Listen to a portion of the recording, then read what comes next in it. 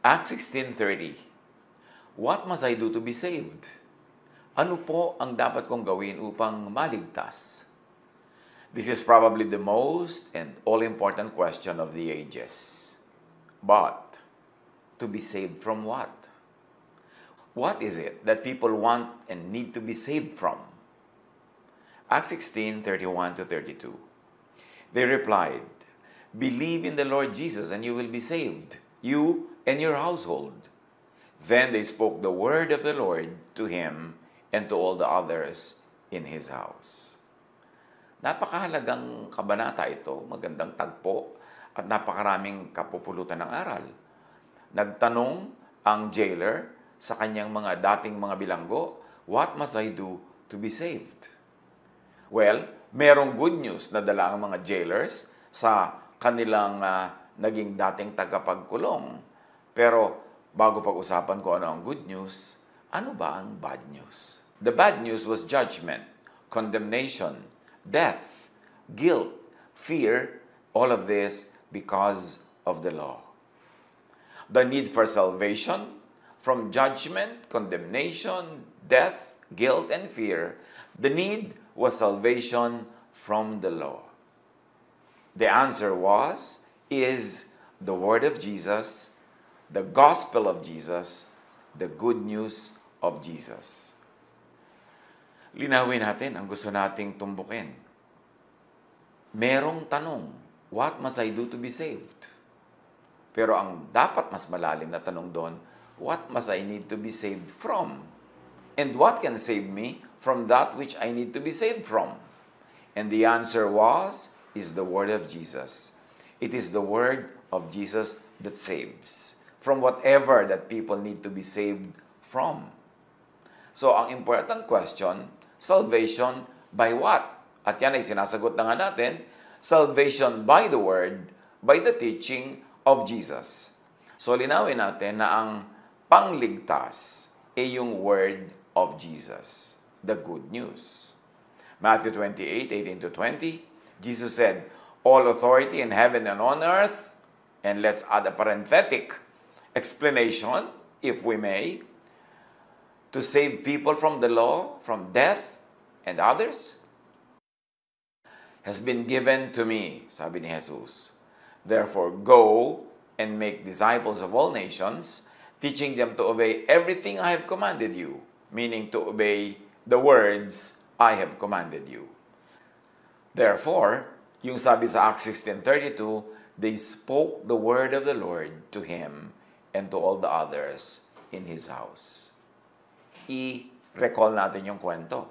Sabi nung jailer, what must I do to be saved? At ang sagot, they spoke the word of the Lord to him. Yun ang paraan, yun ang dapat gawin para ma-save. Madinig ang salita ni Jesus. Ang salita ni Jesus ang magliligtas. Mula saan? Mula sa kamatayan, sa paghuhusga ng law, mula sa law. Acts 5:42. Day after day, in the temple courts and from house to house, they never stopped teaching and proclaiming the good news that Jesus is the Messiah, meaning that Jesus is the Savior. Savior from the law. Yan ang ating idinadagdag na paglilinaw, explanation, suggested serving. 2 Timothy 4:2, preach the word, be prepared in season and out of season, correct, rebuke, and encourage. At ang ating suggested reading, preach the word of Jesus, not of the Pharisees. Preach Jesus-ness, not Pharisee-ness. Be prepared in season and out of season, correct and rebuke Pharisee-ness, and encourage Jesus-ness. Why? Why are we suggesting this reading? Because Jesus is Savior from Pharisee-ness. If Jesus is Savior from death, Jesus is Savior from the law and judgment, therefore Jesus is Savior from the teachers of the law and their teachings. Jesus is Savior from Pharisee-ness. Acts 10:42, He commanded us to preach to the people and to testify that He is the one whom God appointed as judge of the living and the dead. But, John 5:22 says, the Father judges no one, but He has entrusted all judgment to the Son.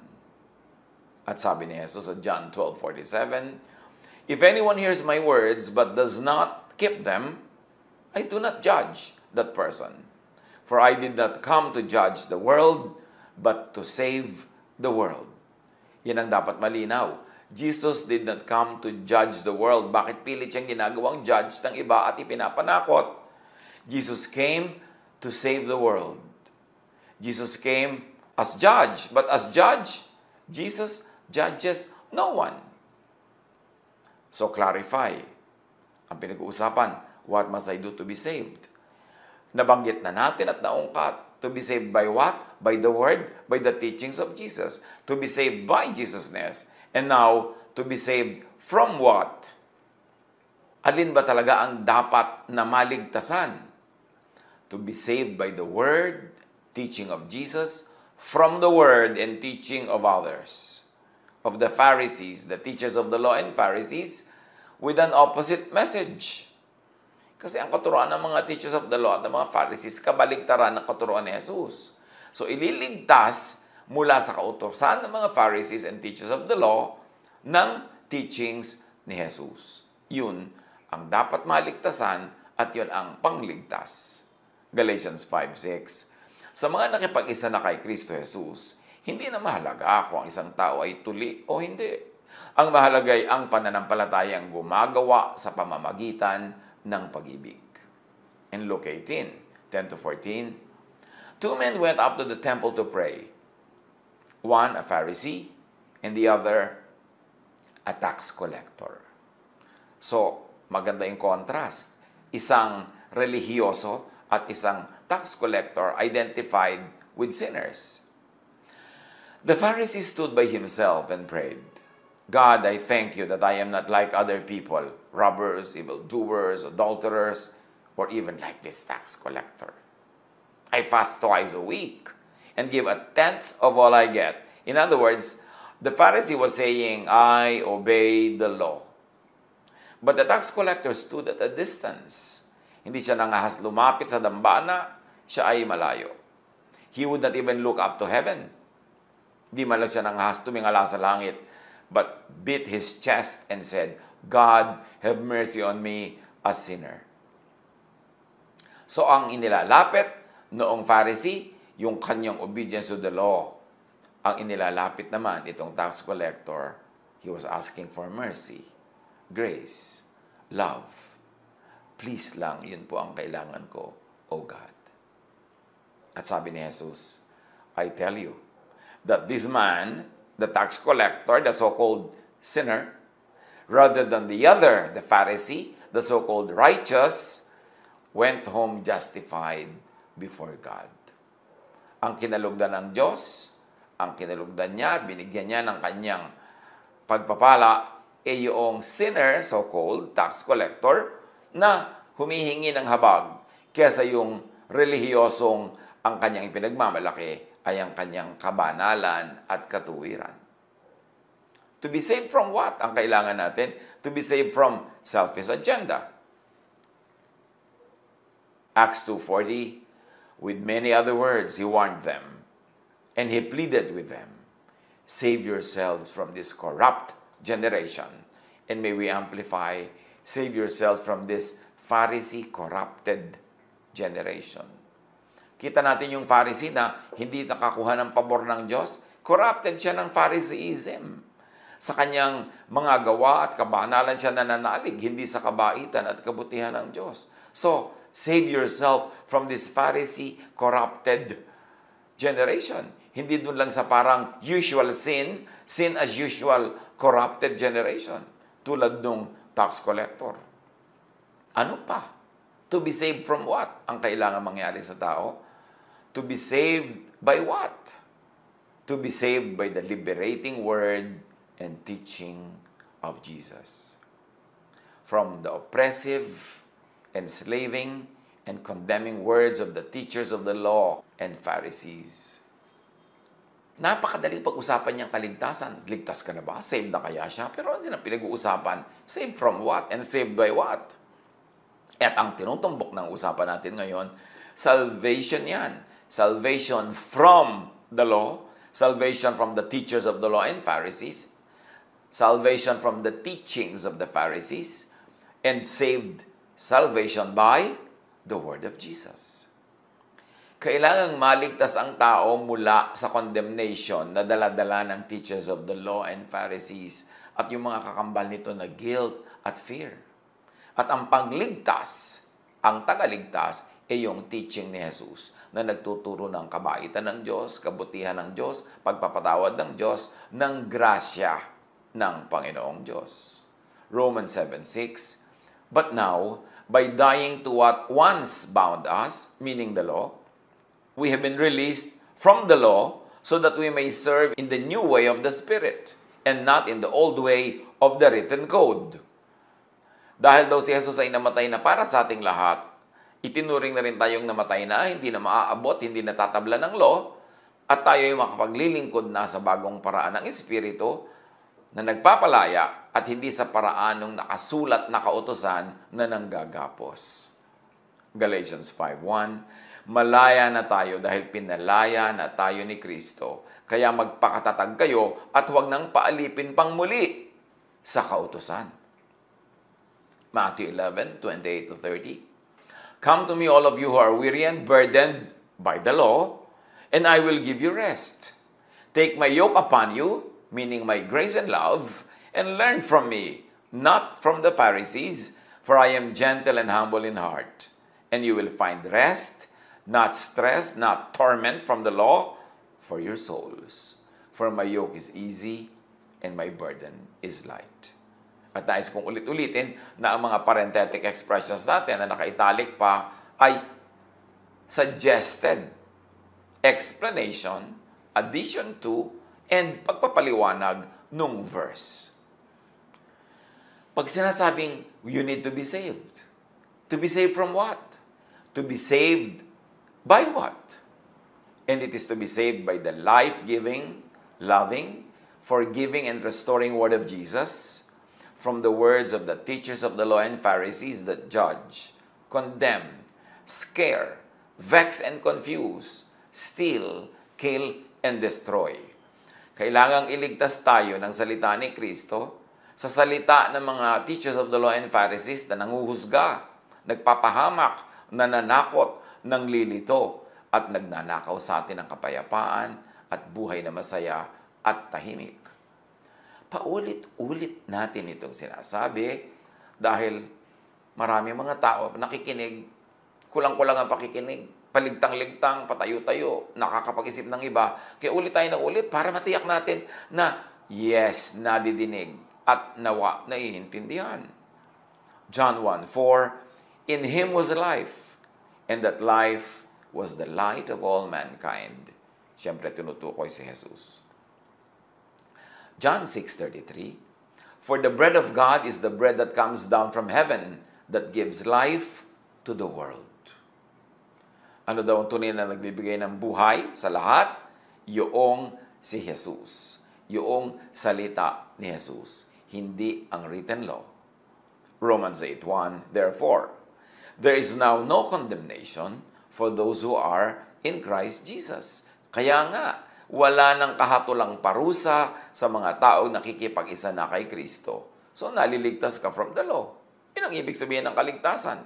Naliligtas ka mula sa parusa ng law, sa paghuhusga ng law, naliligtas ka mula sa takot mo dahil hindi mo masunod-sunod ang law, doon ka naliligtas. Linawin natin, saan ba dapat maligtas? At ang pangligtas ay yung word of Jesus that sets free. John 3:18, whoever believes in Him, and may I add, as Savior from the law, is not condemned by the law, but whoever does not believe that Jesus saves from the law stands condemned already by the law, because they have not believed in the name of God's one and only Son. Romans 4:15, because the law brings wrath, and where there is no law, there is no transgression. Linawin. Ang kautusan ay nagdadala ng poot ng Diyos sa mga lumalabag. Ngunit kung walang kautusan, wala ring paglabag.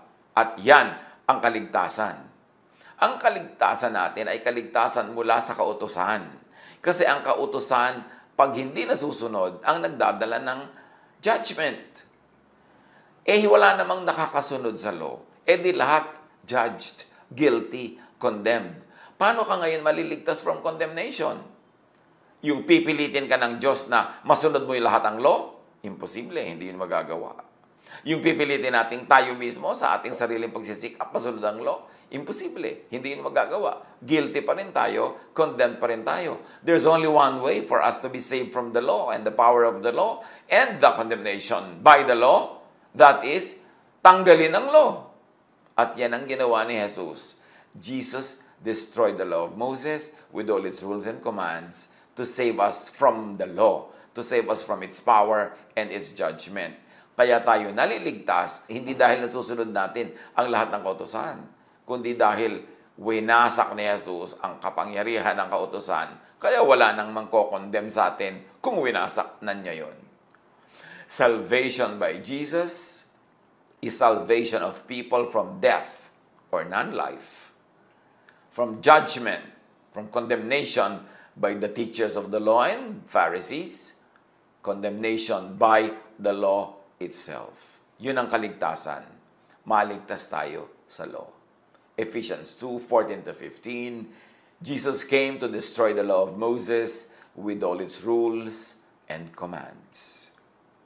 Pinawalang bisa niya ang kautusan, kasama ang mga utos at mga alituntunin nito. Ephesians 2:8, for it is by grace you have been saved through faith, and this is not from yourselves, not from your accomplishment, not from obeying the law, because you cannot obey all the law all the time. No, not you, not your work. It is the gift of God. Grace, salvation by faith, is the gift of God through Jesus. Grace, salvation by faith, is what saves from the power of the law.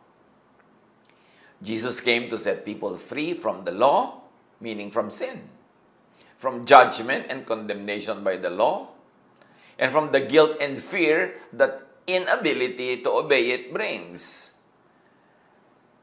Jesus came to set people free from struggle and strife. Strife with the law, struggle with self-conflict, pagkakahati ng loob, takot, yan, iniligtas tayo ni Jesus sa mga bagay na yan. At paano maliligtas? Paniwalaan si Jesus. Anong ibig sabihin ng paniwalaan si Jesus? Paniwalaan ang kanyang salita. At ano ang salita niyang dapat paniwalaan? Na tayo ay pinalalaya niya sa law, pinapawalang sala at pinapawalang bisa niya ang law at winasak na niya ang law. Yung salitang yun ang dapat paniwalaan. Kaya pag sinabing believe in Jesus to be saved, yun ang ibig sabihin ng believe. Hindi sapat na sabihin mong, Lord Jesus, I accept you as my Savior and Lord, thank you, I'm saved na, Amen. Kasi kung hindi mo tinatanggap ng malinaw at buong puso yung sinasabi niyang winasak na niya ang law para wala ka ng law na kakatakutan, wala na magko-condemn sa'yo. Pero hindi naman ibig sabihin, wala ka na sa buhay. Sige, nagbigay naman kasi siya ng another command, which is to love. So dapat maging maibigin tayo, considerate, kind to others. Hindi na wala yun. Dapat tuloy pa rin yun. Pero yung maraming kaburirian ng mga law ng mga Jews, mga dietary laws, mga laws of the Sabbath, mga sari-saring kasalanan sa kanilang culture at sa kanilang historical context, ay pinawalang bisa na yon ni Jesus. Pag naintindihan kung sino si Jesus, tagapagligtas from the law, kung ano ang words of Jesus, kaligtasan from the law, kung ano ang gift of God, pagpapatawad, at hindi lang pagpapatawad, kundi pagpapawalang sala dahil inaalis ang bisa ng kasalanan na bisa ng law, doon ka naliligtas. Naliligtas ka mula saan? Mula sa guilt, mula sa fear, mula sa panghuhusga sa kapwa at sa sarili, mula sa hirap ng loob, mula sa takot. Yun ang kaligtasang pinag-uusapan. Naliligtas ka mula sa kamatayang dulot ng kasalanan at nagkakaroon ka ng buhay na walang hanggan. Acts 13:39, through Him, everyone who believes is set free from every sin. Lahat. A justification you were not able to obtain under the law of Moses. pagpapawalang sala, at pagbibigay katwiran pa. Hindi ka lang pinapawalang sala, hindi ka lang pinapatawad, binibigyan ka pa ng katwiran. You're justified because of the work of Jesus. The fruit of this salvation is peace and rest. At sabi ni Jesus, you will know them by their fruit. Kung tama ang teaching na itinuturo, kung tama ang teaching na tinatanggap, dapat ang bunga, peace and rest. You will know them by their fruit. Malalaman mo kung tama ang pinaniniwalaan, kung payapa, tahimik, at nakapahinga. Pero habang takot na takot ka pa rin sa law, takot na takot ka tuwing nabe-break mo yung law, nawawala na naman ang salvation mo, inuusig mo ang sarili, inuusig mo ang kapwa, guilty ka na naman, wala kang peace and rest, wala ka nung fruit na nagpapatunay na ikay nasa Panginoong Hesus na mag-isip-isip, mag-review kung anong ibig sabihin ng born again, ng tanggapin si Jesus, ng saved by faith. Kasi ang tunay na bunga ng pananalig, peace and rest. At yan din ang ibinibigay mo sa kapwa, peace and rest. Matapos mong ituro sa kanila ang words of Jesus that sets free. John 16:33, I have told you these things so that in me you may have peace. In this world, under the law and in the law, you will have trouble. Hindi mo masusunod ang law, matatakot ka, magigilty ka, mambabato ka ng kapwa at babatuhin ka rin nila. But take heart. Sabi ni Jesus, I have overcome the world. I have overcome the law. Nung namatay ako at nabuhay na muli, broken na ang law. Napalaya na kayo sa kamatayan na dinadala ng law. Meron na kayong buhay na walang hanggan. At ang patunay na meron kayong buhay na walang hanggan ay dito pa lang meron na kayong buhay na mapayapa, tahimik, maibigin. Yan ang patunay na oo nga, natanggap mo na si Jesus. Oo nga, pinaniwalaan mo na si Jesus. Kasi ang dami-daming akala nila, tinanggap nila, akala nila, pinaniwalaan nila, akala nila, saved na sila. Pero nabubuhay sa fear. Nabubuhay sa guilt. Walang peace, walang love. So, mag-review. Kung totoong tinanggap na nga si Jesus. Romans 5:1. Therefore, since we have been justified through faith, we have peace with God through our Lord Jesus Christ. E pagka lagi kang under Moses-ness, under Pharisee-ness, under the teachers of the law and Moses, lagi kang takot.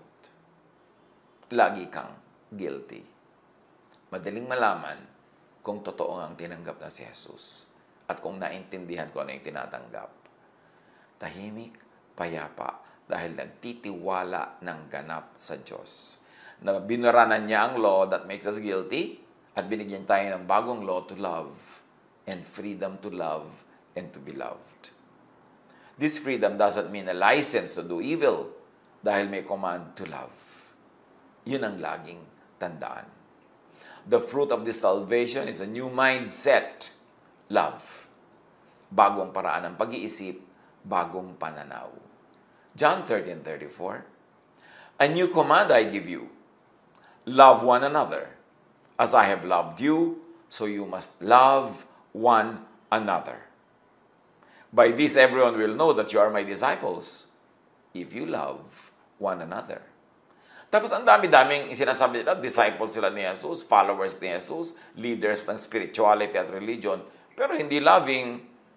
In fact, awayan ng awayan, bangayan ng bangayan, at napakalupit itong mga Pharisees na ngayon, mga modern day Pharisees, sa mga itinuturing nilang tax collector or sinners.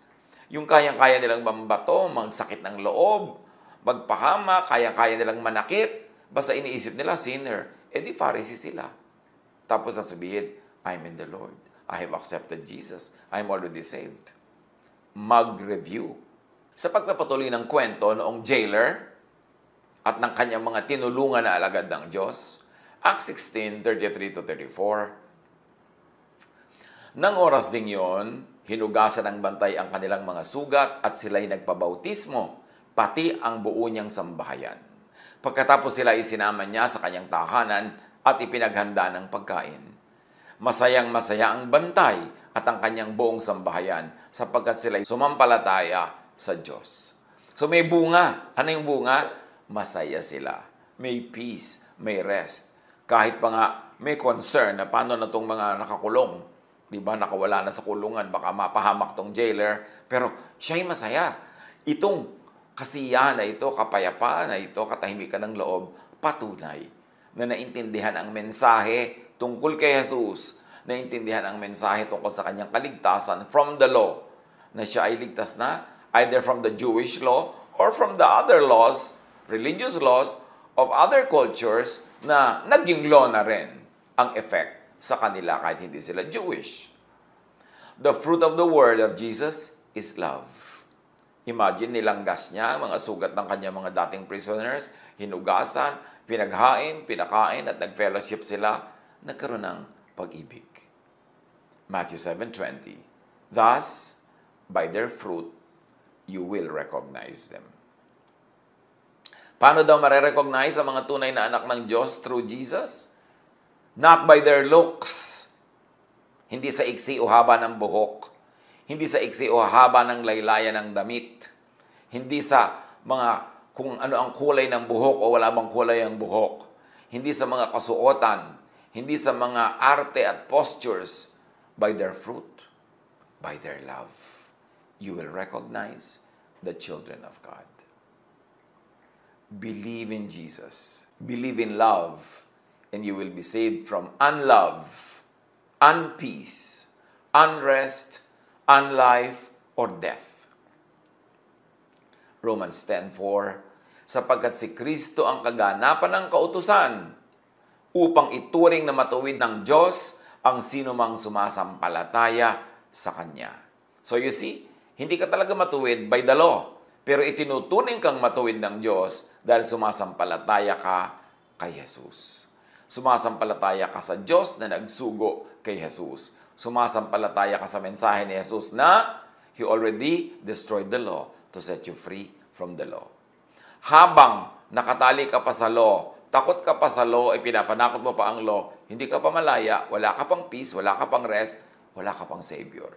Dapat yang isipin para hindi tayo malibang na akala natin meron na, yung pala wala pang salvation. Galatians 3:22.